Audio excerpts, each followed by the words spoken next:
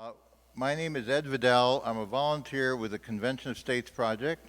We have Nancy Suits, who is the state communications czar for the Convention of States Project here in Florida, and Keith Bissett, who is our man behind the cameras. So welcome. I know we have a small crowd, but we're going to go through it and give you an explanation of what Convention of States is about. As you all know, I'm sure, because you're at this conference, Washington is broken.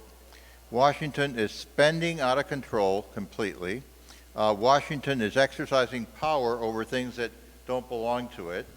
And Washington has a permanent class of politicians and also a permanent class of bureaucrats that is camping out on the American government in a way that the Founding Fathers never intended. So what are we going to do? Are we going to send good people to Washington? No, because they get corrupted once they get there. Washington is not going to fix itself. We need to have a way of fixing Washington from outside Washington. So how do we do that? Well, our Founding Fathers, who turn out to be pretty terrific, provided for that in our Constitution. The Article 5 of the Constitution provides that the Constitution may be amended in two ways. One is for Congress to propose an amendment. There have been 27. Congress proposes it, and it passes through 2/3 of the houses, Senate and House of Representatives, and it goes to the states. You need 3/4, 75% of the states. Right now that's 38 states. So that's the way 27 amendments have been passed, including the Bill of Rights, the first 10 amendments, which were passed within 2 years after the Constitution was enacted. In fact, if you think about it, the Federalists, when the Constitution was being discussed, the Federalists wanted the Constitution. It was people like James Madison, Alexander Hamilton, George Washington, Benjamin Franklin. But there were a lot of other very patriotic Americans who had doubts, people like George Mason, Edmund Randolph from Virginia. And they had doubts about this new government because they thought it would be too powerful. So they insisted on the 10 amendments, which put limits on what this government can do. And so James Madison, he was a congressman in the first Congress. He saw to it that it got through. The first 10 amendments were passed. But that's not the only way, because as George Mason pointed out, what if Congress is the problem and it won't fix itself, which is where we are today. So, in their wisdom, the Founding Fathers provided for a way for the citizens to require Congress to call a convention to consider amendments. And that way is you go to your state legislatures, the House and Senates in all the states, except for Nebraska, which is only one house, and you persuade them to pass a petition, petitioning Congress to create this Convention of States. Now, this started a few years ago, but you can see that, the great state of Texas, Florida, Tennessee, Georgia, many others. We have 15 states so far. We need 34, and we're working on it all the time. So that's what the Convention of States does. So the question then is, what are we looking what kind of amendments are we looking to have? Because we talked about how debt and spending is out of control, government regulation is out of control, and government incumbency is out of control. People are staying in government forever, it seems. So the three types of amendments that we've considered requiring are, number one, a fiscal responsibility amendment. It's not the same necessarily as a balanced budget amendment, because if you have a balanced budget amendment, it can backfire and require you to raise taxes. That's happened at the state of Illinois recently, where they had in order to balance their budget, they had to raise taxes. That's not the right solution. Number two, we're thinking of amendments that would limit and announce limits on interstate commerce, because that's how the federal government gets into all these things. We need to make sure that those limits are enforced. Until around 1936, when Franklin Roosevelt won re-election and the New Deal became a permanent part of our government, many of the powers that the federal government has taken on since then were not allowed. They were struck down by the Supreme Court, saying this is excessive interference with interstate commerce. You're overplaying your hand. So that's number two. And number three, we're looking at term limits. We're looking at term limits for congressmen. We're looking at term limits for senators. we're looking at term limits for judges, maybe 20 years instead of lifetime appointment. Because remember, the founding fathers did not expect people to live as long. People didn't live as long. So if you got a lifetime appointment, it was not like a 40-year appointment. It was more like a 20-year appointment. I think there might be a good idea to have term limits on federal bureaucrats as well. You can't work in the federal government for more than 10 years or something like, have some rotation so they find out what the business sector is like. So that's what we're looking at. That's what the movement is about. Here in the state of Florida, we've already passed it, but we have to stay alert because there are attempts recently funded by George Soros to get rid of, withdraw the resolution here in the state of Florida and in other states. I think they tried it in Tennessee. It hasn't gone anywhere so far. So that's what we're looking at. So we're looking at people to join our movement, and you can do that by going to conventionofstates.com. You can also sign up to be a volunteer, and most of all, we need people to sign up to be district captains. Now, do we have any questions from the audience or any doubts? Folks, you're new to this, I think. Maybe you want to tell us, do you have any doubts? I mean, I can tell you one doubt that often comes up. People are worried about a runaway convention, that this convention will be called and progressives are going to get a hold of it and they're going to repeal the Second Amendment, for example. That's a reasonable concern. However, I can assure you that many people have considered it and said it's very unlikely. People like the late Justice Antonin Scalia. Eugene is his son, who is the new Secretary of Labor. He said it's not likely to happen. Same thing with Mark Levin. And the reason is you need 38 states to pass an amendment to the Constitution. So 13 states could easily be found that would not permit the Second Amendment to be taken off. So the likelihood of a runaway convention is very small. Really, there's some risk, but it's worth the risk. But I will tell you one other thing. Right now, there are 4 runaway conventions in session in the United States. The first one is the president with a phone and a pen. He can do things like DACA, which he had said for 6 years that he didn't have the constitutional power to do it, and then he signed an executive order, and we had DACA, deferred deportation for certain people. He had acknowledged he didn't have the power to do it, but he did it anyway. He didn't care. That's a runaway convention. Number 2, we have federal judges legislating from the bench. How many of you can find the word right to privacy in the Constitution? It's not there. That's what Roe v. Wade was based on. In fact, in the case where the right to privacy was considered, they said it comes from the penumbras and emanations of the Constitution. Imagine that. That's like a ghost. Comes from the penumbras and emanations. Penumbras are shadows, emanations. So it's like the Constitution is a living or a dead ghost giving off penumbras. This same-sex marriage case, Obergefell, Justice Kennedy found a right to dignity. There's no right to dignity in the Constitution. But these are judges that are going through a runaway constitutional convention as we speak. In fact, Richard Seymour, who's not here, points out that there are 2 constitutions in effect. One constitution is this. It's got 4,500 words. I recommend everyone carry one, including the Declaration. And then you have the Code of Federal Regulations and the Supreme Court reporter with all the cases decided by the Supreme Court, and they say what the Constitution is. So that's ridiculous. So that's number 2, runaway judges. Number 3, Congress. Congress is a runaway convention because they delegate the power to legislate. The Constitution says Congress will have the power to legislate, to make laws. Instead, what Congress does is it delegates the lawmaking authority to these administrative agencies. How many of you know the Dodd-Frank Act of around 2010? There were 243 cases where that statute says the secretary shall. So they're delegating all that rulemaking to the administrative agencies, to the administrative branch. And then number 4, where in the Constitution does it have all these agencies, right? You name them, Environmental EPA, OSHA, ERISA. I mean, there are all these agencies, National Recovery Administration back in the New Deal. They're not in the Constitution. They are over delegation by Congress, which is shirking its obligation and duty to legislate. And what they're doing is they're spending all their time fundraising for their reelection. And so that's why we have to get to term limits. But that's what we're up against. And the fourth branch of the federal government, which is not in the Constitution, is this administrative branch. And we can see it rebelling against a duly elected president right now. It's the CIA, the FBI, Department of Justice. They're not in the Constitution.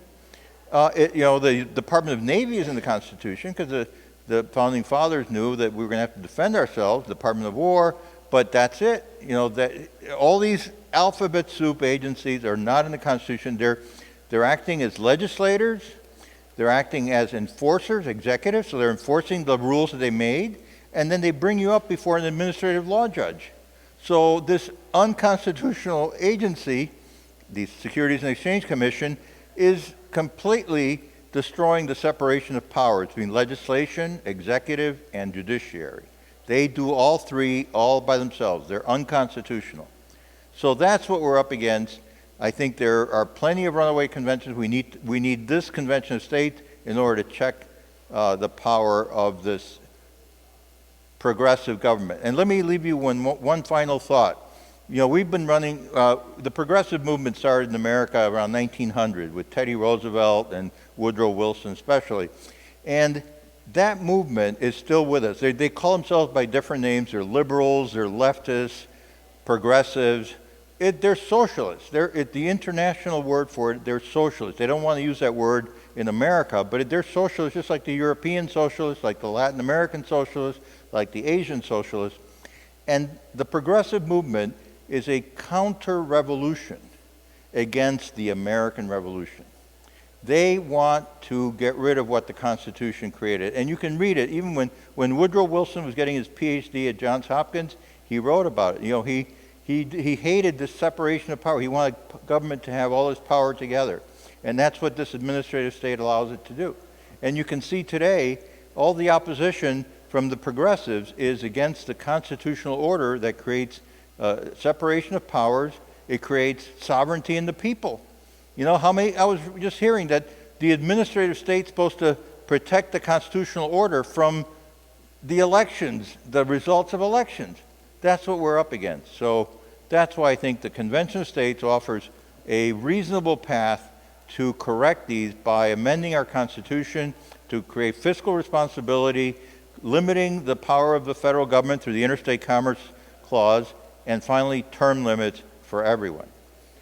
I'm happy to take questions or debates if anybody has a different view.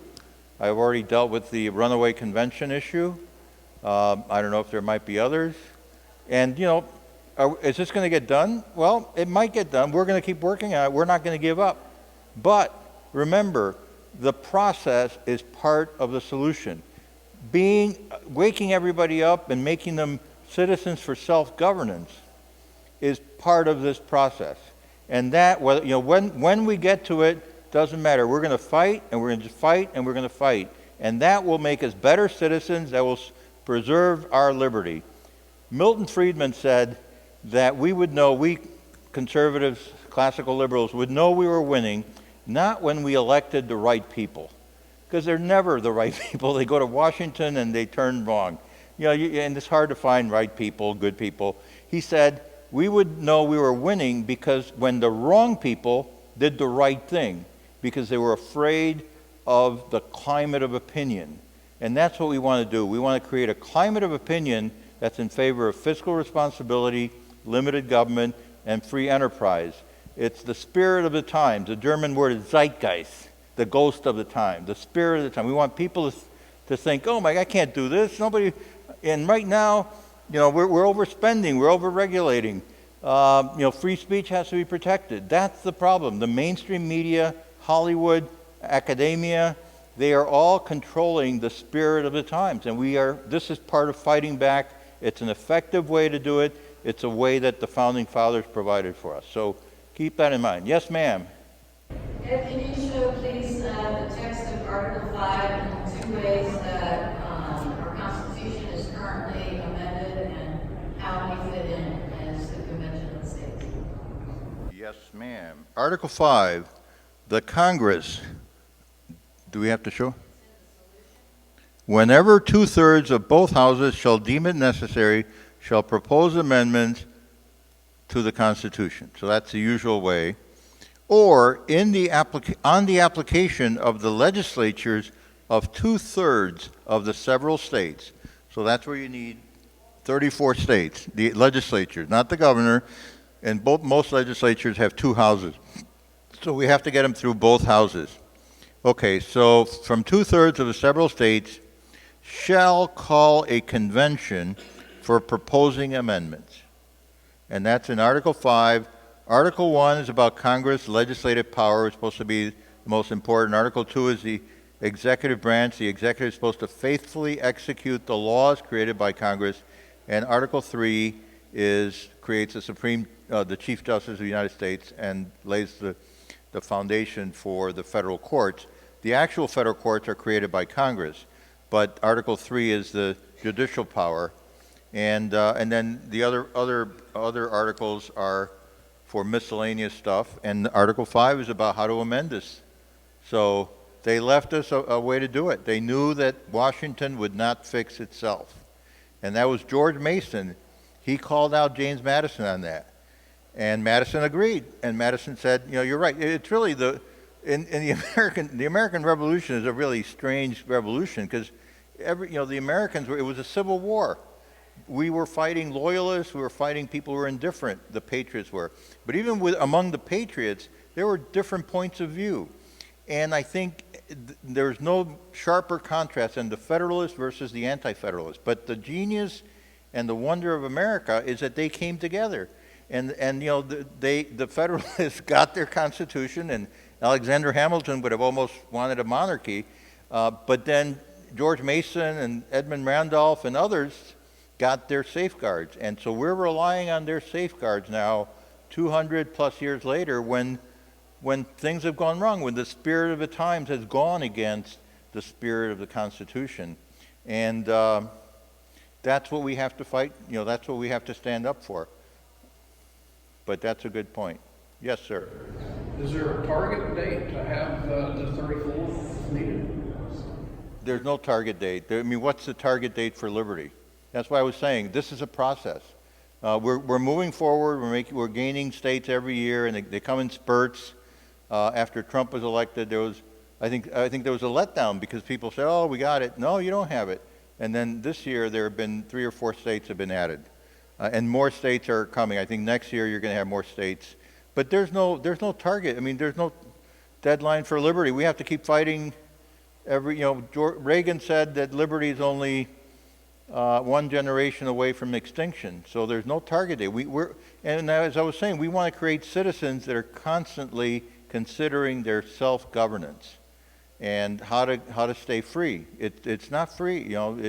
Freedom is not free. That's what the Army says. And we have to keep working at it if we want to do it. There's no deadline.